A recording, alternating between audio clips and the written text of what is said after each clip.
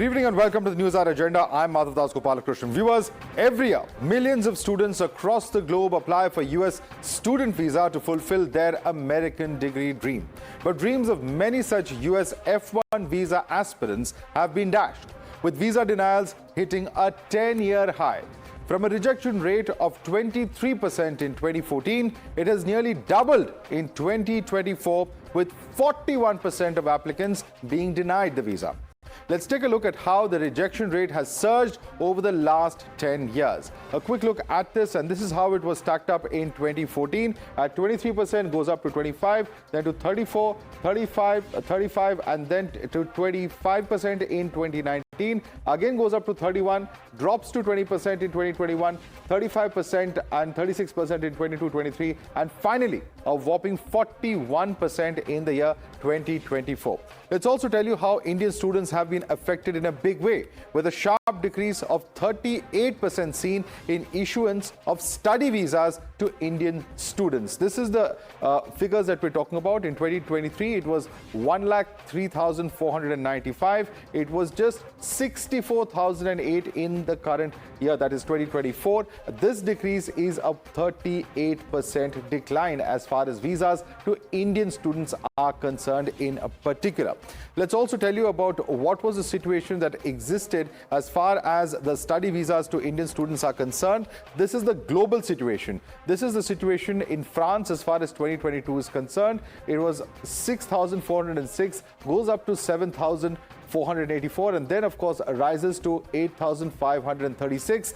Germany has also seen a steady increase from 20,000 to 23,000 to about 34,000. In Ireland, from 6,000 to 8,000 to about 10,000. New Zealand has seen an increase from 1,600 to 6,400 to 7,200 roughly. And Russia has also seen an increase over the last few years. This is of countries where the increase has been seen. There are countries where decrease has been seen as well. And that includes UK, USA, Canada, and Australia. 4 countries where there has been a traditional huge presence, because the numbers are in lakhs here, except for Australia, where it's about 78,000 last year, dropping to 68,000. Other countries, just look at the numbers as far as UK and USA are concerned, as well as Canada. A huge chunk of the international students going out of India are from these particular countries, where in fact we've seen the drop as far as students are concerned. Let's take this across for debate now.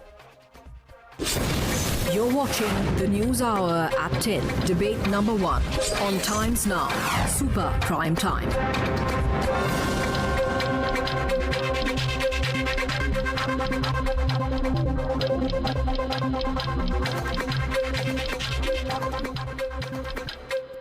So let's take this across to our guest. Joining us is Ashok Sajanhar, former ambassador. We have with us Anthony Renzulli, who's an associate partner of Albright Stonebridge Group's South Asia practice, and also a former career US diplomat who most recently served as director for India in the Biden White House. We have Jishak Shirsagar, who's a student who's joining us. We have Swati Patel Vasan, who's from the Argo Visa and is an officer there. Let's quickly go across first to Anthony Renzulli. Anthony Renzulli, what's the reason for the sharp dip as far as the visas are concerned? What explains this? Is there some kind of political thinking behind this? Is it merely administrative? What do you, in fact, attribute to this kind of a decline?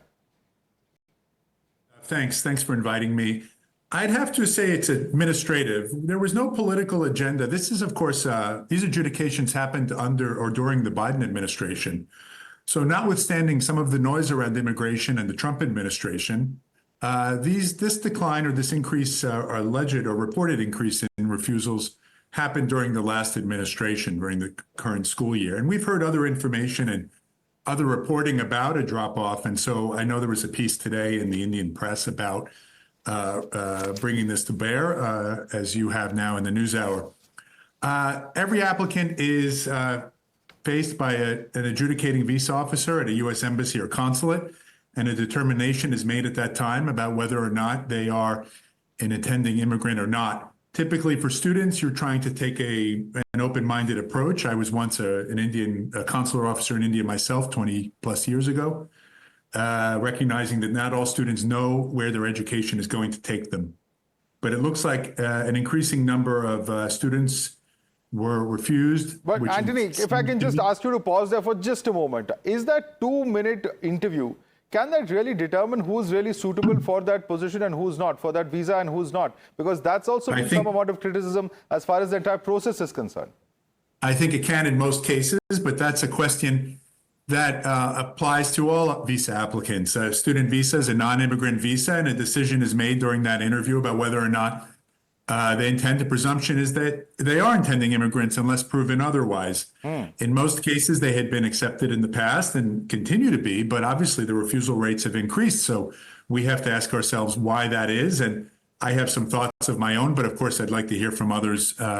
Let's put that question across to the student who's on the panel. In fact, Jigisha has just given a F1 interview. Jigisha, as a student, when you hear this statement from someone who's actually served in that position as a counselor, what do you make in terms of that 2-minute interview? Does it really suffice? What were you asked, for instance, in your interview? And what's the general feeling among students when you read this kind of news about the sharp drop as far as the acceptance of visa requests are concerned?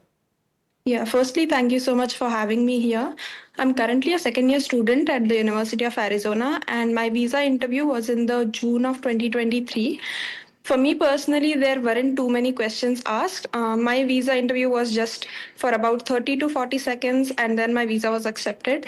But for me personally, I was just asked my name, my major, the university I was studying in. I was asked why I'm pursuing the major that I wanted to pursue at the time. And then I was asked about my finances, how I'm planning to fund my education.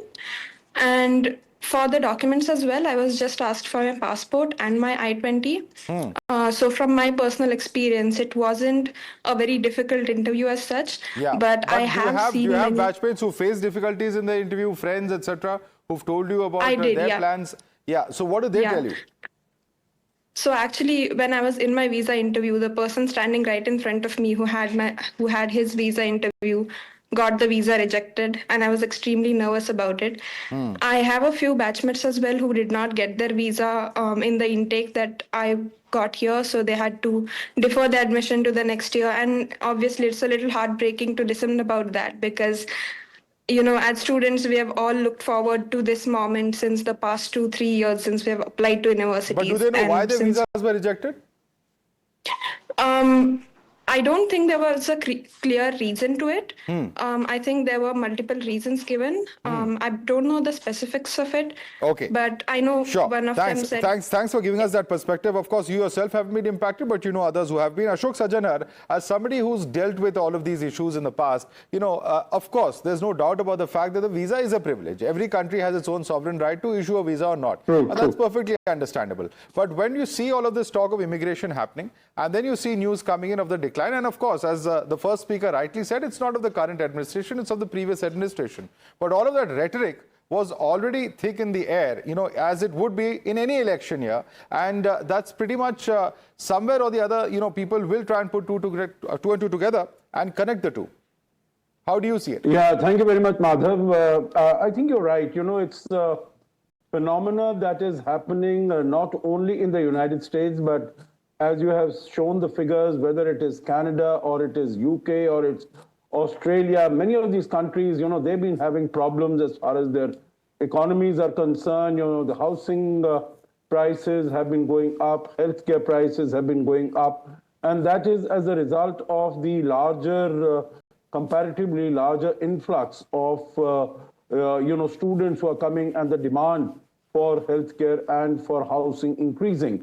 So you would have seen that, many of these countries, they have put caps on the maximum number, they have fixed quotas on the maximum number of international students who can come in. So, this is not only as far as the US is concerned. And, if you were to look at it, there was the numbers were very, very low in 2020, 21, 22, when COVID-19 was raging. And after that, we might have seen sort of, that there was an increase, there was an upsurge as far as applications to the United States is concerned. And there have been these, larger number of rejections. But, as you are showing on your screens, that the number of students who are applying for going to other countries, European countries, France, Germany, etc., that number is growing because I think these students might be thinking that if it is getting increasingly difficult to travel to countries like the US, like UK, like Australia, then they should try to go to other countries, France, Germany, Ireland, New Zealand, even Russia for that matter. And so, there have been larger number of applications. And I'm sure that if during the current term of President Trump, if it becomes, even more difficult and there are even larger percentage of rejections, then people will start looking at other opportunities and other places to go. And I think it will be, of course, the students will suffer, global Mr. students. Sajjan, let me just bring in Swati Patel But I Vasan think also, the United please. If I can bring in States will Swati. also suffer greatly. Yeah, as somebody who deals with visas on a regular basis, Swati Patel, of course, you have Mr. Ashok Sajjanhar, who's a diplomat, saying that, a former ambassador saying rather that the 4 big English-speaking destinations which have traditionally seen a lot of Indian students, while the numbers there are declining, that appears to be the gain of Europe as well as several other parts of the world. But the larger question is that, is all of this linked with the political rhetoric of the day? Because he also points out to how there was a similar correlation in the previous tenure of President Trump. Okay, so thank you so much for having me. Just to give you some context, so I am a former diplomat, a U.S. diplomat, and a former consular officer, having served in Mumbai, India, now consulting for Argo. So this is precisely what we help applicants prep with, is understanding that there's a difference in what the visa officer needs and what your situation may be. So it is, there's certain rules and certain parameters you have to meet to be a student. In general, whether the administration changes or not is irrelevant. There is a certain section of law that presumes you're an intending immigrant, and you may have certain profile weaknesses and strengths. So with the administration, obviously, we are seeing differences, and a lot of the clients that come to us are facing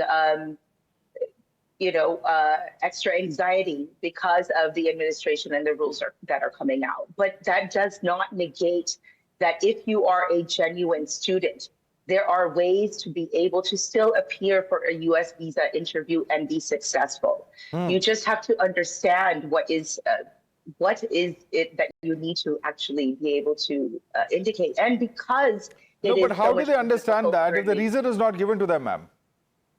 Yeah, so the reason is not. In general, it is a generic letter that is a 214B letter, right? But that law basically indicates you're an intending immigrant, and it is broad. It is hard for them to really know specifically, but I think a lot of it also has to do with a cultural context.